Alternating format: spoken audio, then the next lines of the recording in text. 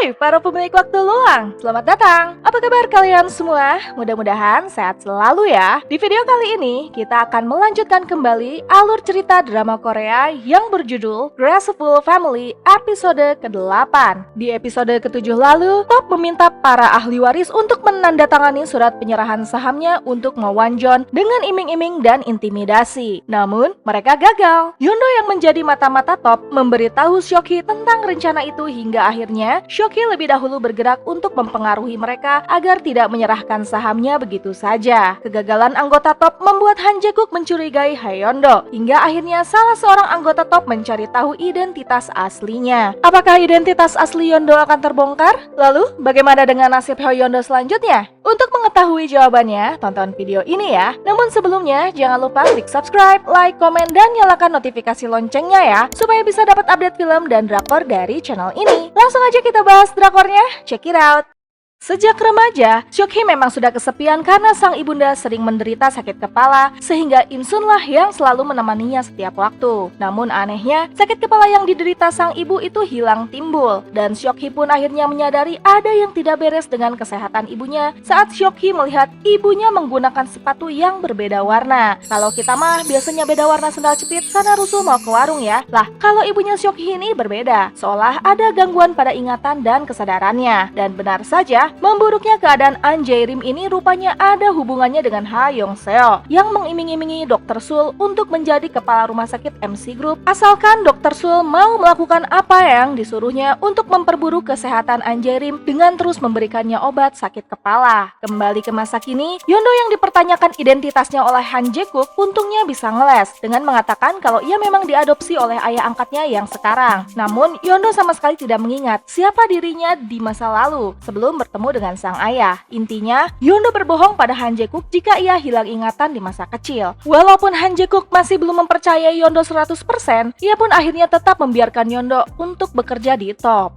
Saat berpapasan dengan Ha Yong-seo, Seok-hee mengatakan jika ia sakit kepala dan meminta Ha Yong-seo yang ternyata seorang mantan perawat untuk merekomendasikannya obat. Namun, Ha Yong-seo menolak dan percakapan mereka berakhir dengan saling sindir. Duh, gak nyaman banget ya tinggal di rumah mewah gitu, tapi hawa-hawanya perang melulu. Dan Seok-hee pun mengerti jika Ha Yong-seo memang hendak menghabisi ibundanya secara perlahan. Han Jae-guk dan para anggota Top pun rapat. Han Jae-guk mengatakan jika ia akan mengurus Choi Nari yang masih belum mau tanda tangan, sedangkan Baek Seo-jin akan kembali diurus oleh Hyun. Sementara Mo Wan-so mau menandatangani surat penyerahan saham asalkan ia bebas meminta dana berapapun dan kapanpun ia butuh. Han Jae-guk pun lantas memberi sebuah tugas berat pada Yondo yang membuat anggota lain terkejut, yaitu Yondo harus bisa membatalkan rancangan undang-undang tentang warisan, yang mana dengan sahnya RUU itu akan menghambat Mo Wan-jon untuk menjadi pemimpin MC Group. Yondo pun menyanggupi, dan untuk membantunya melakukan riset, Han Jae-guk mengizinkan Yondo untuk mengakses database di kantor Top. Kesempatan itu ternyata digunakan Yondo untuk mencari berkas tentang kasus Im-sun, namun ternyata hasilnya tetap nihil. Sementara itu, Han Jae-guk pun menemui Choi Nari dan mengatakan jika ia tahu kalau maksud dari suntik vitamin yang dilakukan Choi Nari adalah transfusi darah anak muda untuk kecantikan dan anti penuaan dini, yang mana tindakan itu ilegal. Han Jae-guk pun mengancam akan membeberkan informasi ini pada publik jika Choi Nari tidak mau menandatangani berkas penyerahan hak saham Mo Seo-jin. Choi Nari pun balik mengancam jika ia akan membeberkan siapa ayah dari Mo Seo-jin. Han Jae-guk pun kaget dan untuk sementara waktu ia menyerah. Namun tentunya sikap Han Jae-guk tetap membuat Choi Nari merinding dan salah tingkah. Han Jae-guk pun puyeng memikirkan Choi Nari yang tidak bisa diancam. Ia pun lantas meminta bantuan Kyung-ah yang menyanggupi untuk menyingkirkan Choi Nari. Kyung-ah pun datang ke kantor Newspatch-nya Kim Bok-hee sambil membawa informasi berita tentang Choi Nari yang ternyata memiliki seorang anak dan berita tentang skandal perawatan kecantikannya yang tentu saja membuat Kim Bok-hee senang karena akhirnya ia bisa mendapat berita yang viral. Kim Bok-hee pun kepo dan bertanya, siapakah ayah dari anaknya Choi Nari? Kyung-ah pun mengatakan untuk jangan menggali informasi tentang hal lainnya, cukup angkat berita itu saja, dan Kim Bok-hee pun setuju. Seok-hee yang mengetahui berita tersebarnya skandal Choi Nari pun langsung menghubungi seseorang. Mo Seo-jin pun lantas mengadu pada Seok-hee dan mengatakan jika seluruh alat komunikasinya hatinya tidak berfungsi dan ia disuruh pindah sekolah. Seok-hee pun yang merasa kasihan hanya bisa memeluk Mo Seo-jin. Choi Nari yang sedang di jalan pun terkejut bukan main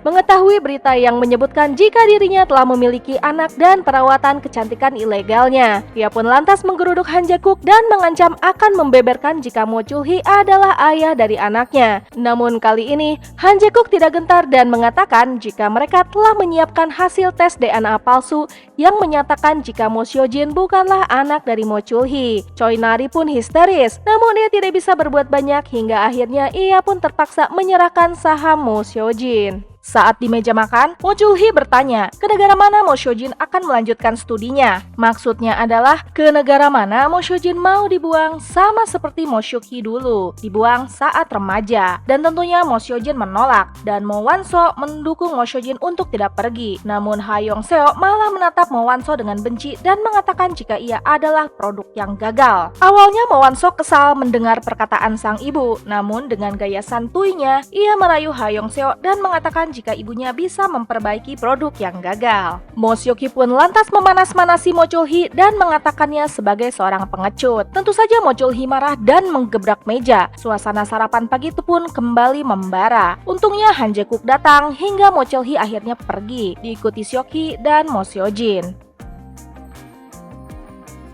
Han Jae-guk pun melapor jika Choi Nari akan pensiun dari dunia entertainment. Namun, Mo Chul-hee nampak kurang senang mendengar berita itu dan menyuruh Han Jae-guk untuk memastikan setelah pensiun Choi Nari bisa hidup tenang. Berita Choi Nari yang telah memiliki anak membuat ayah Yeon-do yang merupakan fansnya patah hati. Mereka pun mulai menggibah tentang ayah dari anak Choi Nari. Namun tiba-tiba Detektif Oh datang dan mengajak Yeon-do keluar. Detektif Oh memberi informasi mengenai Dr. Sul yang saat ini ada di daerah Yeongdongpo dan menjalankan klinik akupuntur. Detektif Oh pun mengatakan jika berkas kasus Im Sun tidak tersedia dalam bentuk digital, kemungkinan Han Jae-guk menyimpannya dalam bentuk salinan. Choi Nari yang runtuh pamor pun tidak berani pulang ke rumahnya dan semalaman menginap di taman karena banyak wartawan di rumahnya. Kontrak pun banyak yang dibatalkan dan Choi Nari pun auto bangkrut. Sementara itu, Han Jae-guk datang ke kantor dengan rusuh karena ia mendapat info jika Seok-hee melakukan wawancara dengan wartawan dan menyebutkan jika ayah kandung dari anak Choi Nari adalah Mo Chul-hee. Seok-hee pun meminta untuk tidak menghakimi Choi Nari saja. Han Jae-guk pun lantas menyuruh Lee Kyung-ah untuk memblokir semua iklan pada media yang masih menayangkan wawancara Seok-hee dan menyuruh Yeon-do untuk mengawasi gerak-gerik Seok-hee. Han Jae-guk pun lantas mendapat ide untuk mengcounter pernyataan Seok-hee tentang ayah kandung dari anak Choi Nari.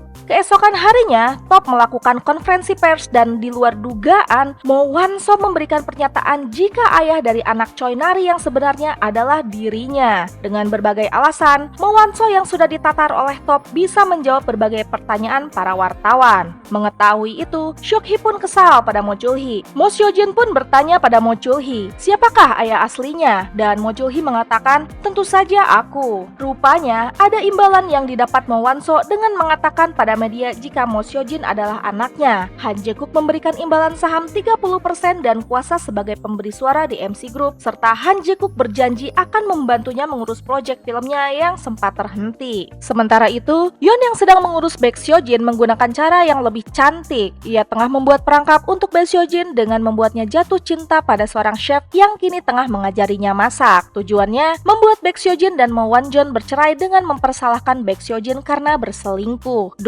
Dan Ha Yong-seo akhirnya mau melepas sahamnya asal bisa dibuatkan sebuah galeri atas namanya. Singkat cerita, Yeon-do dibantu tim Top berhasil menggagalkan pengesahan RUU Warisan dengan menekan para pejabat. Tentu saja, langkah Mo Wan-jon semakin mulus dan kepercayaan Han Jae-guk pada Yeon-do pun semakin meningkat. Namun di dalam hati kecilnya, Yeon-do merasa dirinya makin mirip anggota Top sesungguhnya, seperti monster dan tidak manusiawi, dan Seok-hee pun menghiburnya.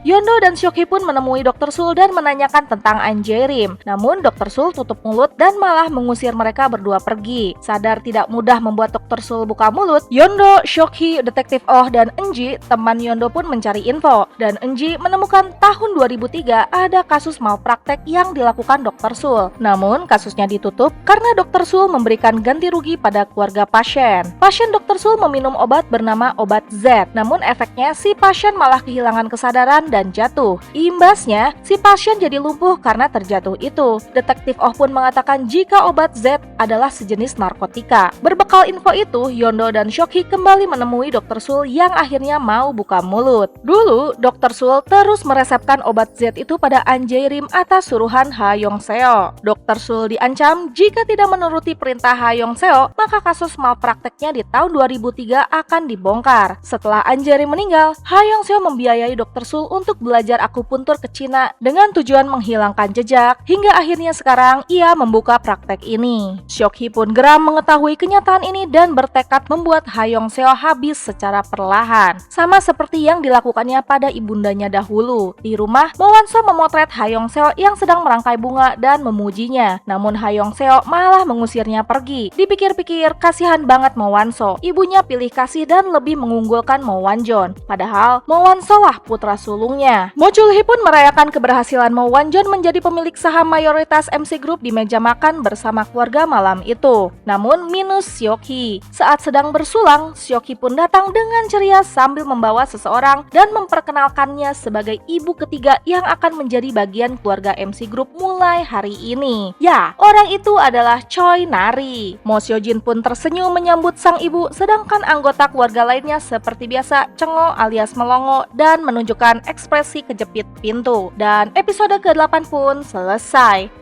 Gimana nih para pemilik waktu luang? Makin seru aja kan ceritanya? Penasaran dengan kelanjutan kisahnya? Nantikan video selanjutnya. Terima kasih sudah menonton channel ini. Dadah!